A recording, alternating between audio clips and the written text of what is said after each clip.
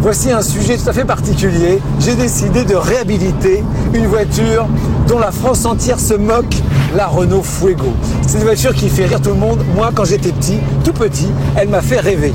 Alors, mais oui, tu te rends pas compte. Tu te rends pas compte. Mais oui, allez, regardez ce reportage, la réhabilitation de la Renault Fuego. Arrêtez de vous moquer de cette voiture. Voilà. Allez. Et toi le premier, regardez ce reportage d'utilité publique, la réhabilitation de la Renault Fuego.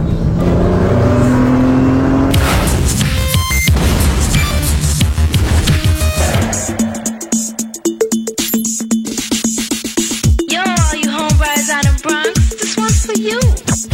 Pump up the volume, pump up the volume, pump up the volume. Get down.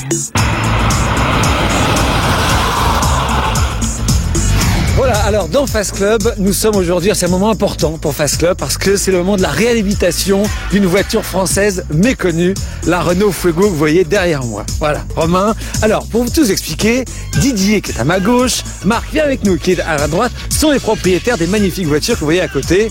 Et Romain est là pour se foutre de nous en fait, hein, exactement. Mais voilà, alors Stéphane m'a certifié qu'à une certaine époque, je ne sais pas quand, c'était une voiture de référence. Nous sommes partis donc de cette idée de performance économique, donc d'aérodynamisme. Je crois que la forme exprime la fluidité et la pénétration dans l'air.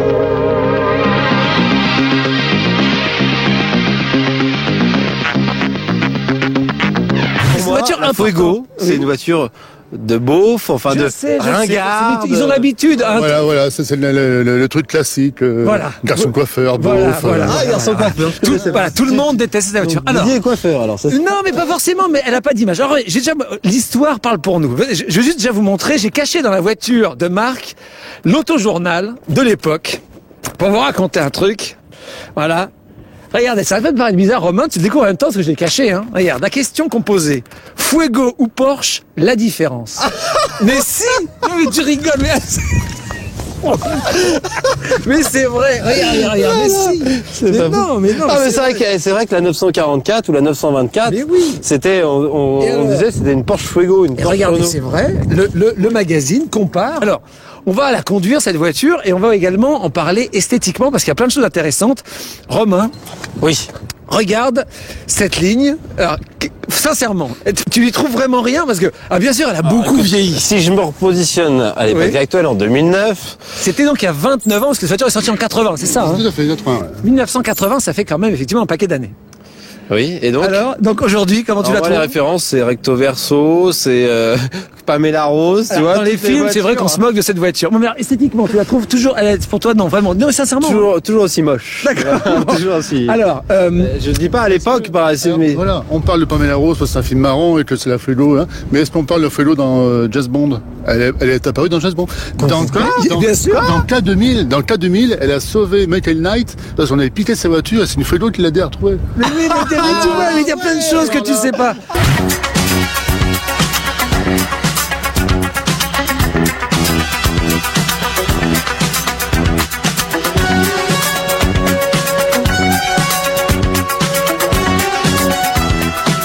Il y a deux, trois petits détails, il n'y a pas grand chose, hein, mais les gentils, BBS, ça c'est la version turbo. Regardez déjà, alors, les choses qui sont particulières, on va voir, c'est effectivement cette bulle à les l'arrière. rétros, magnifique.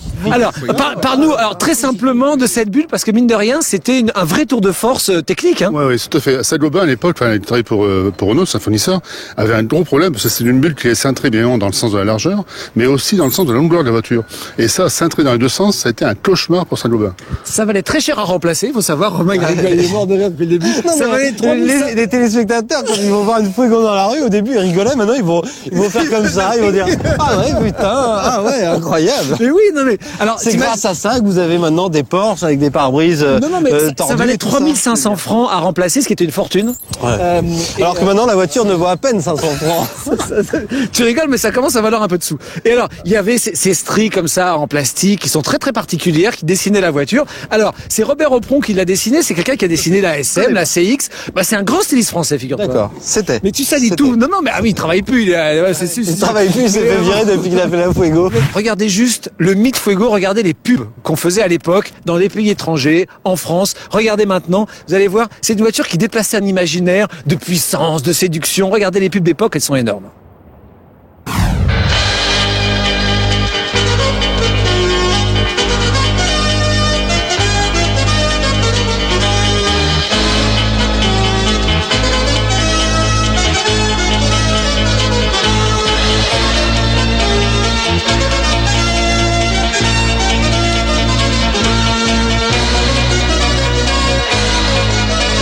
Coupé Renault Fuego, hecha con todo el fuego de Renault.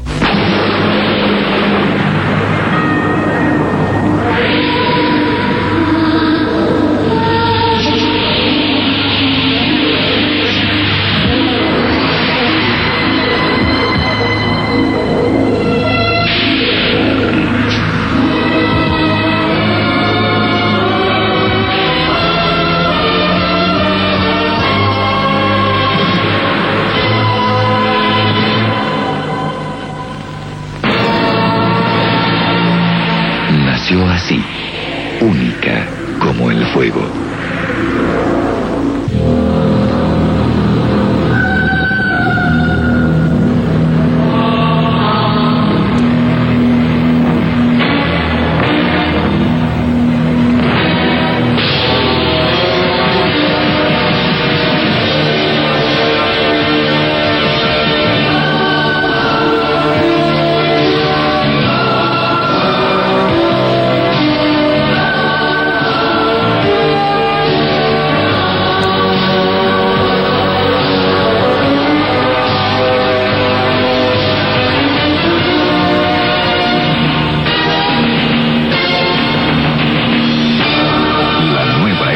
Fuego ha comenzado. Bon, alors on voit les pubs, hein, c'était effectivement mettant en valeur la sportivité de cette voiture parce que ça paraît pas sportif aujourd'hui, mais c'est une voiture qui marchait pas mal. C'est un look de quand sportif. Même. Ah. C'est-à-dire que t'as envie de mettre le survêtement pour monter dans cette voiture. Non, mais t'es dur. Alors, il y a deux versions ici. Il y a la voiture de marque qui est une turbo. Alors, c'est pas arrivé tout de suite. 130 chevaux quand même. 132. 132. C'est important. À chaque cheval compte. Et celle de Didier, la GTS, qui fait 96 chevaux, je crois. Tout à fait, 96 chevaux, tout à fait. Alors, donc forcément, les versions moins importantes vont moins vite, hein, ça c'est sûr, Romain.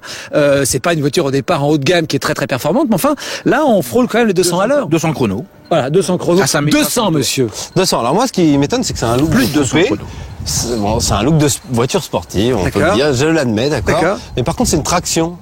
Tu vois, Oui, parce que dommage. c'est une base de Renault 18, Didier, c'est ça, hein? Tout à fait. En fait, c'est le coupé de la Renault 18. Voilà. Renault 18, Renault 18. Il a forcément C'était n'était pas là. la- Mais non, mais C'était tu salis tout. Luna de Oui. l'époque. Oh, les essuie-glaces. Alors, non, mais ça, c'est important. Viens, montre. Parce que mine de rien, à l'époque, c'était rarissime. Le Tu double vois, essuie-glace. Non, c'est Pourquoi il y en a- ce qu'on appelle un pantographe. Ça permet à l'essuie-glace d'essuyer jusque-là. Et ça paraît rien, mais la plupart des voitures de cette époque, elles essuyaient vaguement là, tu vois. Et Et tu voyais encore sur rien. l'Alpine, notre fois, on a vu, ça essuie. Voilà, voilà, exactement. Et puis alors, il y a les Lafarge, cette voiture. Est-ce que Marc, tu peux nous faire marcher les Lafarge? Moi, j'adore. Les Lafarge, parce que regarde, c'est quand même énorme. Voilà. Ah, génial, regarde, en plus, c'est complètement désynchronisé. Alors, c'est encore les phares jaunes, hein, on voit. Hein. Oh, regarde, elle est toute l'eau qui coule. Ça marche. Tu mets un coup de la phare, 3 litres d'eau. Alors, on va voir l'intérieur de la voiture, justement. Parce que c'est important. Marc reste à bord. C'est un petit, finalement, c'est un petit look de BX. Alors, regarde le pantographe, regarde. Tu vois, mine de rien. Ah, oui, Mais tu rigoles, mais c'était les arguments de vente. C'était les arguments de vente à l'époque pour les Mais vendeurs. bien sûr, ouais, j'en doute bien. Alors d'abord, tu es sur des sièges pétales. Est-ce que tu as remarqué à quel point les sièges sont beaux? Comment t'es installé? C'est vrai que c'est position de conduite nickel, un peu siège baquet, t'es bien maintenu. Non, Bon. non, cool. Voilà. Le volant, j'aime bien aussi. Ah, le volant, le volant. Bon, alors il a été un peu customisé par Marc, là, un petit peu, mais bon. Allez, venez voir, la moquette. La moquette. C'est la moquette, on se croirait chez Rolls. Hein, finalement. Ah non, mais Finalement. c'est pas. Alors, c'est vrai que parfois ils ont très très mal vieilli. Elles sont plutôt bravo messieurs, vous avez plutôt bien conservé vos voitures. J'imagine qu'il y a quand même plein de petits soucis au quotidien quand même, non? Ça va? Oui, c'est des voitures, on va dire des voitures à caractère, quoi. Faut les faire vivre, elles nous parlent, Elles tombent un peu en panne, on va dire. Non. On parle de la moisissure. Non, un petit tout ça. problème. Et dans les réunions Fuego, il est très rare qu'on ramène les voitures sur des panneuses, et ça n'arrive jamais. Donc alors, elles tombent jamais complètement en panne, mais par contre, il y a plein de petits trucs qui doivent pas bien marcher quand Mais même. bon, c'est vraiment des petites choses. C'est vrai? De la Alors, mécanique et de à l'intérieur, il y a des petits détails. Moi, par contre, ça me plaît. Tu vois, il y a quelque chose qui me plaît. Stéphane Formel. Oui. Mais la chaîne IFI était La, énorme. la chaîne IFI. Ah non, mais C'est c'était la chaîne Philippe C'est pas un Professionnel qui était un autoradio, truc c'est énorme. une chaîne IFI. Non, mais tu te rends pas compte. Avec les commandes au volant. Une chaîne IFI, moi, quand j'étais gamin, j'avais une chaîne IFI comme ça, mais c'est incroyable. Et la commande sur le volant. Ah ouais, c'est vrai, ouais. Non, mais tu te rends pas compte à quel point cette voiture était pas si mal. Système RDS. Moi, ça m'a fait rêver quand j'étais petit, ça. Ça vous paraît banal. C'est la première à avoir. C'est une télécommande pour ouvrir et fermer les portes. Alors ça, c'est celle de Didier. Regardez. Tu visais le capteur qui est juste là. Tu vois, comme ça. Et tu ouvrais et tu fermais les portes. Pump up the volume. Cette voiture a été construite chez nous pendant 5 ans à peu près. D'accord. Et qu'elle a continué une carrière immense en Argentine. Où là-bas, c'est la voiture du sportif, du bourgeois. C'est une voiture qui a un palmarès en compétition. D'ailleurs, regardez. Toujours de nos jours. Non, mais regardez ces images de Fuego Argentine en compétition. Vous allez voir. Et des pubs, c'est incroyable parce que là-bas, c'est la voiture haut de gamme. Très haut de gamme. Regardez.